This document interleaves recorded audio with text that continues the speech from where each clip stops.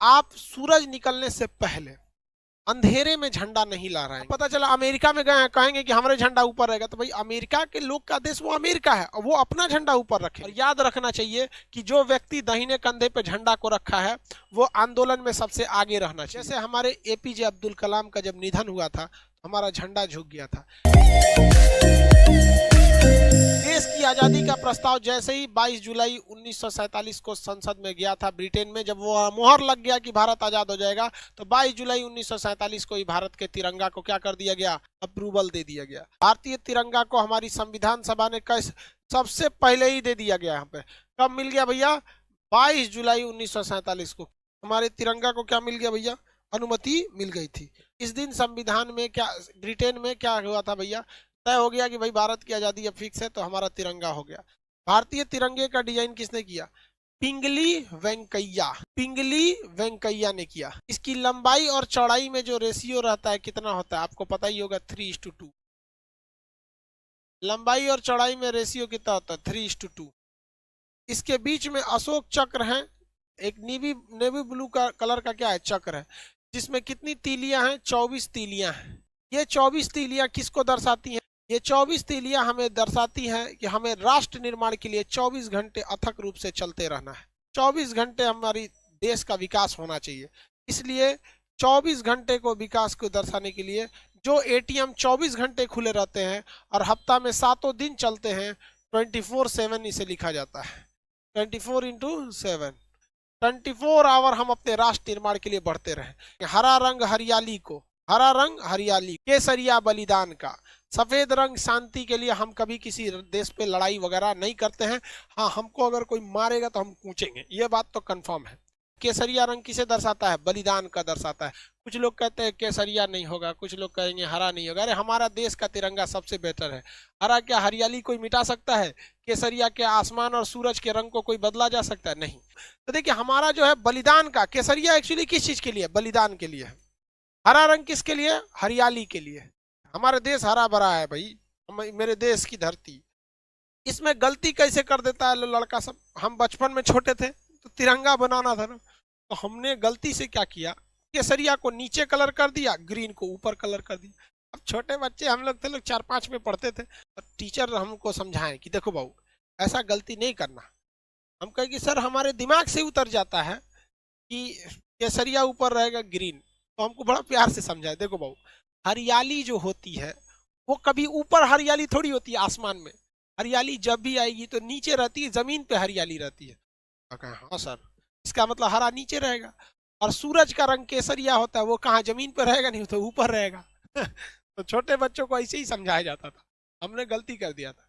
हमारा झंडा, झंडा रूल के हिसाब से आप सूरज निकलने से पहले अंधेरे में झंडा नहीं लहराएंगे। सूरज निकलने से पहले अंधेरे में झंडा नहीं लहराएंगे, यानी जब भी झंडा लहराना है तो जब सूरज निकल जाए, सूर्योदय की रोशनी में, सूर्य की रोशनी में हमारी झंडा का तोलन होना चाहिए, फ्लैग होस्टिंग एकदम।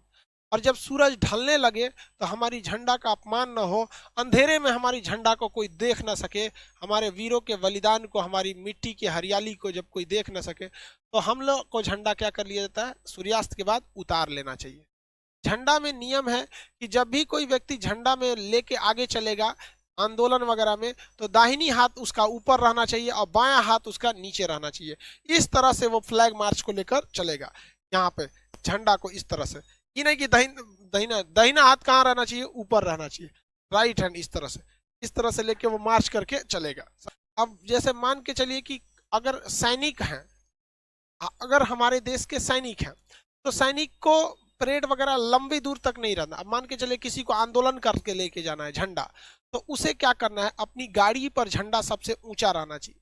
अगर आप किसी धार्मिक झंडे को इस झंडे के साथ लगाना चाहते हैं, या भारत में रहकर किसी अन्य देश का झंडा लगाना चाहते हैं, तो कोई भी झंडा भारत के झंडा से ऊपर नहीं हो सकता। जैसे मान के चलिए किसी को अपना केसरिया झंडा लगाना है, किसी को हरा, किसी को लाल, किसी को गुलाबी, किसी को कुछ भी, तो वो इस झंडे से नीचे रहना चाहिए। हमेशा हमारे नेशनल फ्लैग का रेस्पेक्ट बना रहना चाहिए। हमारे झंडे से ऊपर किसी का झंडा नहीं रहना चाहिए, किसी को कोई दिक्कत नहीं। देश के अंदर अब पता चला अमेरिका में गए हैं, कहेंगे कि हमारे झंडा ऊपर रहेगा, तो भाई अमेरिका के लोग का देश वो अमेरिका है और वो अपना झंडा ऊपर रखेंगे, तो ये तो बेवकूफ़ी हो जाएगी ना भाई। आपका नियम अपने देश में लगता है। अब एक चीज और ध्यान दीजिएगा, मान के चलिए रूस के राष्ट्रपति व्लादिमीर पुतिन भारत में आए, तो व्लादिमीर पुतिन जब भारत आते हैं तो बताइए उनके सामने उनका झंडा नीचे रखेंगे, हमारा झंडा ऊपर हो जाएगा, तो भाई उनको भी तो खराब लगेगा। हर व्यक्ति को तो अपना देश प्यारा होता है। तो जब कई सारे झंडे एक साथ लगे हों तो भारत का झंडा उस झंडे के दाहिने साइड रहना चाहिए। किस कहाँ रहना चाहिए? दाहिने साइड। मान के चलिए रूस अभी हमारा मित्र है, तो हमारा अपने मित्र को तो हम भी निराश नहीं ना करेंगे। नेशनल भाई सबके लिए इक्वलिटी की बात है। तो जब कभी भी आप अपने देश में किसी दूसरे के झंडे को बराबरी रखते हैं, जैसे कोई भी देश, आप पाकिस्तान वालों की बात नहीं कर, भारत वाले, रूस वगैरह की बात, तो हमें क्या करना है? उसको राइट साइड में रखना है। अपने झंडे को कहाँ रखना है? राइट साइड में। अगर कोई आंदोलन या जैसे किसान आंदोलन चल रहा है तो किसी को अगर उसमें तिरंगा लेके जाना है और अगर दाहिनी हाथ से उठा के ऐसे थक गया है, बेचारा कितना दूर ले जाएगा? सैनिक तो है नहीं, आम आदमी सैनिक की तो नहीं रहता है, तो उसे अपने दाहिने कंधे पे क्या करना है? झंडे को ऐसे रखना है, दाहिने कंधे पे झंडे को रख के लेके चलना है। और याद रखना चाहिए कि जो व्यक्ति दाहिने कंधे पे झंडा को रखा है वो आंदोलन में सबसे आगे रहना चाहिए। आंदोलन में क्या रहना चाहिए? सबसे आगे रहना चाहिए। और झंडा कभी भी जमीन से टच नहीं होना चाहिए, इससे हमारे झंडे की क्या हो जाएगी? बेइज्जती होगी। तो झंडा ऐसे तो उसे दाहिना हाथ रख के झंडा को हमेशा ऊपर लेके रखना है, लेकिन जब कभी भी थक जाएगा तो उसे कहाँ रखना है? अपने दाहिने कंधे पे लेके। और आंदोलन मार्च में वो सबसे आगे रहना चाहिए। ये इस नहीं तो इस तरह से बहुत ज्यादा झंडे का अपमान एकदम सरासर गलत है। अरे भाई जो देश प्रेम नहीं कर सका उसको खुद को सुसाइड करके मर जाना चाहिए। क्योंकि यार एक जानवर को भी अपने खूंटा से बहुत प्रेम होता है, जहां उसे बांधा जाता है ना उसे वो बहुत प्रेम करता है, वहां उसे गंदा नहीं करता है। और कैसे लोग हमारे देश को लोग उल्टा सीधा बोल देते हैं। हम अपने झंडे का देखिए, एक जाने अनजाने में कभी हो गया, जैसे कभी हम 26 जनवरी को आप देखेंगे सड़क पे कभी कोई तिरंगा गिर गया है तो कोई जानबूझ के नहीं फेंका होगा, जाने अनजाने में उसे गिर गया होगा, तो आप कम से कम उसे उठा लीजिए।